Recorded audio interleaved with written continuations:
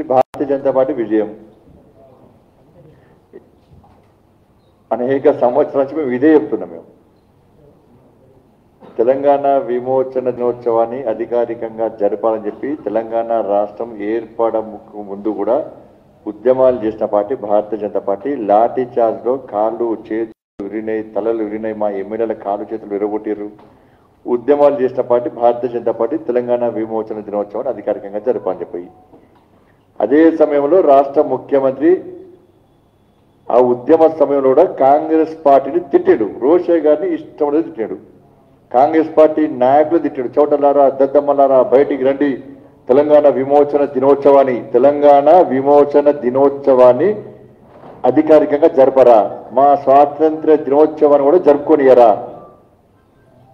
మా రాష్ట్రం ఏర్పడిన 100% బ్రహ్మాండంగా అద్భుతంగా మా పండుగను మేము నిర్వహించుకుంటాం చెప్పినటువంటి వ్యక్తే కేసీఆర్. అయిపోయినాక ఏం చేసిండు? తెలంగాణ రాష్ట్రం వచ్చిన తర్వాత 17th సెప్టెంబర్ తెలంగాణ విమోచన దినోత్సవాన్ని రాష్ట్ర ముఖ్యమంత్రి ఎందుకు జరుపుతలేవు అని మేము ప్రశ్నించినాం. ఉద్యమం చేస్తూనే వస్తున్నాం. అప్పుడేమన్నాడు? ఇంకేందా తెలంగాణ రాష్ట్రం వచ్చింది ఒక ఇంకెందుకు తెలంగాణ మన 17 సెప్టెంబర్ జూన్ 2 తీసుకుంటామన్నారు. అది నోరా తాటిమంటారు, మనకు అర్థం కాదు. మళ్ళా వేరే మాట్లాడుతున్నాడు. మళ్ళీ ఇప్పుడు ఏం చేసిండు? మేము తెలంగాణ విమోచన దినోత్సవం జరపాలంటే ఎప్పుడు స్పందించలే. ఈరోజు కేంద్ర ప్రభుత్వము అనేక సందర్భాల్లో డిమాండ్ చేస్తున్నది. మా కేంద్ర హోంశాఖ మంత్రులు అమిత్ షా గారు గత నిర్మల్ సభకు వచ్చారు. అంతకుముందుసారి చాలా మంది నాయకులు వచ్చారు. అనేక బహిరంగ సభలు ప్రతి 17th సెప్టెంబర్ రోజు నిర్వహిస్తున్నాం. అనేక సందర్భాల్లో రాష్ట్ర ప్రభుత్వాన్ని డిమాండ్ చేస్తున్నాం. రాష్ట్ర ప్రభుత్వం పట్టించుకోవట్లేదు. ఆ అమరవీరుల చరిత్రను తెరమరు చేసే ప్రయత్నం చేస్తున్నది. తెలంగాణ చరిత్రను తెరమరు చేసే ప్రయత్నం చేస్తున్నది. కేసీఆర్ కుటుంబ చరిత్రని రాబోయే తరానికి అందించే ప్రయత్నం చేస్తున్నది. ఇవన్నీ జరుగుతున్న సందర్భంలో కేంద్ర హోంశాఖ మంత్రులు అమిత్ షా గారు ఈసారి మా కేంద్ర మంత్రి కిషన్ రెడ్డి గారి యొక్క ఆ కేంద్ర సాంస్కృతిక శాఖ ఆధ్వర్యంలో 17th సెప్టెంబర్ రోజు పరేడ్ నిర్వహించాలని చెప్పి అధికారికంగా నిర్వహించాలని చెప్పి నిర్ణయించిన తర్వాత ఈరోజు అన్ని పార్టీలు స్పందించినాయంటే భారతీయ జనతా పార్టీ విజయం సాధించింది, తెలంగాణ ప్రజలు విజయం సాధించారు. ఇవాళ మీరు ఆలోచించండి, అనేక సందర్భాలు చెప్తున్నాను. దారుల్ స్థలం నుంచి ఆదేశాలు వచ్చిన తర్వాతనే అక్కడి నుంచి ఆదేశాలు వచ్చిన తర్వాతనే టిఆర్ఎస్ పార్టీ అదే మాట మాట్లాడుతుంది, కాంగ్రెస్ పార్టీ అదే మాట మాట్లాడుతుంది, కమ్యూనిస్టు పార్టీలు అదే మాటలు మాట్లాడుతున్నారు. గుంట నక్కలు అన్నీ వస్తున్నాయి. అందుకే మా కాళోజీ గుర్తొస్తున్నాడు. స్థానికేతరుడు తప్పు చేస్తే పొల్లి మేరవాడు తరిమి కొట్టాలని చెప్పి, ప్రాంతం వాడు తప్పు చేస్తే ఇక్కడనే బొంద పెట్టాలని చెప్పి అందరు కలిసి వస్తున్నారు. భారతీయ జనతా పార్టీని అడ్డుకోవడానికి వీళ్ళందరూ కలిసి వస్తున్నారు. రాష్ట్ర ముఖ్యమంత్రి ఉద్యమ సమయంలో తెలంగాణ విమోచన దినోత్సవం ఎందుకన్నావు? జరపాలని ఎందుకన్నావు? జరుపుతాను ఎందుకన్నావు? మళ్ళీ కొత్త రాగం ఎందుకు ఎదుర్కొంటున్నావు? అంటే ఓవైసీ కుటుంబం నుంచి దారు స్థలం నుంచి వచ్చేటువంటి ఆదేశాలు మాత్రమే వీళ్ళు పాటిస్తారు. కాంగ్రెస్ పార్టీ కానీ టిఆర్ఎస్ కానీ వీళ్ళందరూ కూడా కలిసి వస్తున్నారు. అందరూ ఒకటని చెప్పి అనేక సందర్భాలు చెప్తున్నా. ఈ రోజు స్పష్టమైంది. మళ్ళీ కూడా ఇవాళ సమైక్య దినోత్సవం అంటే ఇప్పుడు ఆపరేషన్ పోలో ఎందుకు వచ్చినట్టు? అన్ని సంస్థానాలు విలీనమైనవి, దానికోసం మేము చేస్తామని చెప్పి వాళ్ళ కొత్త చరిత్ర అంటే చరిత్రను తెరమరిగేసి వాళ్ళకు అనుకూలమైన చరిత్రను ఇవాళ సమాజానికి చూపెట్టే ప్రయత్నంలో భాగమే ఓవైసీ మూర్ఖుడికి సిగ్గుండాలి. రేపు మేము ఇన్ని రోజులు మేము అన్నాం కదా, షోబుల్లా ఖాన్ నిజాంకు వ్యతిరేకంగా రాతలు రాస్తే ఒక జర్నలిస్ట్ చేతులు నరికిండు. మరి షోబుల్లా ఖాన్ పేరు ఎందుకు తీసుకోలేని వాళ్ళు?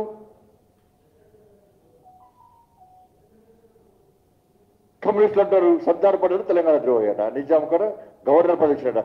నిజాం సమాజవాదం మోకర్ల మూర్ఖుడు మీ రాష్ట్ర ముఖ్యమంత్రి పోయి ఆయన సంకలు వచ్చి ఇలా మీటింగ్ ప్రగతి భవన్ వేరు ఇవ్వాలి. ఆయన ఇచ్చే పైసలకు గుర్తుపడతారు ఇవాళ.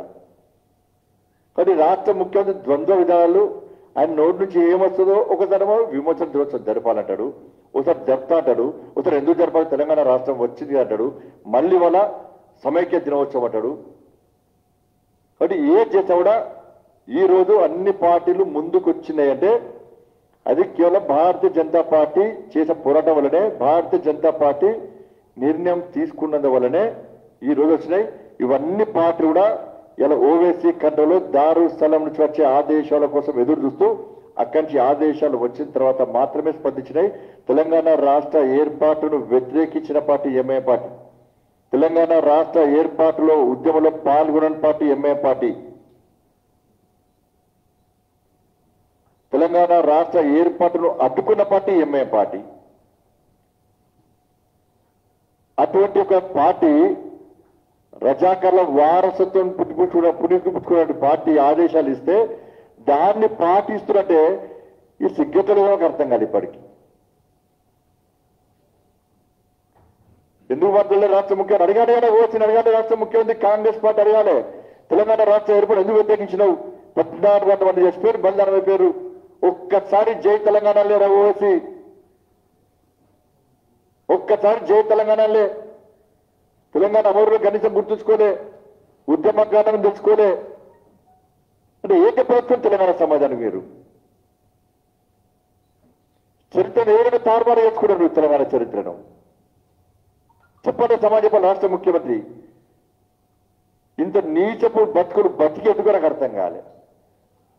ఒక రజాకారుల వారసత్వం పుట్టుకొచ్చి పార్టీ ఆదేశాలను మీరు పట్టించుకొని దానికి క్యాబినెట్ మీటింగ్ పెడతాము, సీఎం నుంచి ఆదేశాలు వస్తాయి, కాంగ్రెస్ పార్టీ అందరు రాత్రి అంతా మాట్లాడుకుంటారు, మాడుకొని అక్కడి నుంచి ఆదేశాలు రాగానే దాని వల్ల మళ్ళీ పత్రికలకు అన్ని పార్టీలు కూడా పందా.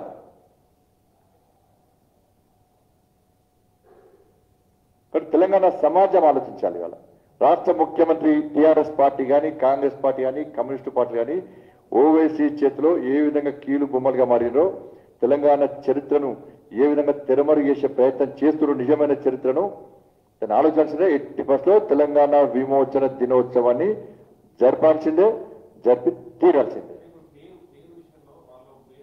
చరిత్రనే తిరమరిస్తున్నారు, సమగ్ర దగ్గర సమైక్య దగ్గర నాకు అర్థం కాలే.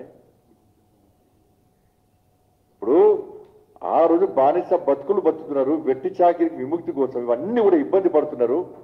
దాని నుంచి ప్రజలను కాపాడాలనే ఉద్దేశంతో ఆపరేషన్ పోలో పేరుతోని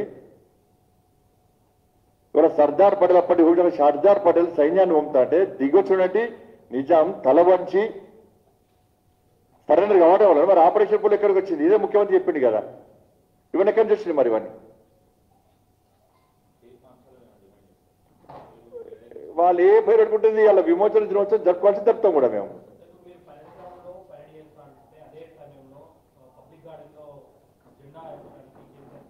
ఇన్ని రోజులు ఎందుకెత్తలే? భారతీయ జనతా పార్టీ సాధించిన విజయం. ఇన్ని రోజులు ఎందుకెత్తలే? ఇప్పుడు ఎందుకు ఎత్తుతుండు? ఇన్ని రోజులు విమోచన ఎందుకన్నాడు? ఇప్పుడు ఓవైసీ చెప్పిన మాట ఎందుకు పట్టించుకుంటున్నాడు? అందుకే ఒక్కసారి మళ్ళీ అప్పీల్ చేస్తున్నా, ఇటువంటి మూర్ఖులకు, ఇటువంటి దగులుబాజీ పార్టీలకు తెలంగాణ సమాజం గుణపాఠం చెప్పాలి. లేకుంటే తెలంగాణ చరిత్రను మొత్తం తెరమరు చేసి ఇలా ఓవైసీ ఎంఐఎం పార్టీకి తాకట్టు పెట్టే ప్రయత్నం చేస్తున్నారు. ఓట్ల కోసము, సీట్ల కోసము, అధికారం కోసము దేనికైనా దిగజారినటువంటి పరిస్థితికి వీళ్ళు ఎగబడుతున్నారు. కాబట్టి దాన్ని గుర్తుంచుకోవాలని చెప్పి అప్పీల్ చేస్తున్నాం. ధన్యవాదాలు. ఇంకా అవసరం అయితే పాకిస్తాన్ ర్యాలీ చేయమని వడద్దన్నాడు. అందులో ఆయన పార్టీ జాతీయ గీతం మార్మని ఫస్ట్ భారత్ మాతాకి జై అనమని చెప్పు, జై తెలంగాణ అనమని చెప్పు, తెలంగాణ అమరులకు జోహార్ అనమని చెప్పు, వందే మాతరం అని చెప్పి గర్జించమని చెప్పు. ఇవన్నీ నిజాము ఈ తెలంగాణ రాష్ట్రానికి అప్పుడున్నది ప్రాంతానికి ఎంత అన్యాయం చేసిండో, మా మహిళలను బట్టలు ఊడేసి బతుకమ్మ ఆడినటువంటి చరిత్ర విషయంలో స్పష్టం చేయమని చెప్పు. పథకాల్లో జాతీయ జెండా కోసం, స్వాతంత్ర్యం కోసం అమరులైన బలిదానం గురించి మాట్లాడమని చెప్పు. నిర్మల్లో నుండి 1000 ఊడల మంది చరిత్ర చెప్పని చెప్పండి. బైరాన్ పార్టీ చరిత్ర చెప్పని చెప్పండి. అతన్ని పార్టీ ఎక్కడ ఉడికొచ్చిందో చెప్పని చెప్పండి. కమ్యూనిస్ట్ పార్టీ చెప్పాలి, నిజాం కేసీఆర్ ముఖ్యమంత్రి అయినాక నిజాం సమాధి వద్ద మోకెళ్ళ మూర్ఖుడు. ఇలా సంకల దొరి అలా ఓవైసీ కోసం సంకల దొరి అందరూ ఒకరి సిగ్గుండాల కొంచెమన్నా కాంగ్రెస్ పార్టీ సిగ్గుండాలే. ఎందుకంటే చలే నిజాం సమాధి వద్ద మోకెళ్ళ రాష్ట్ర ముఖ్యమంత్రి. మేము పార్లమెంటు సభ్యులను గెలిచిన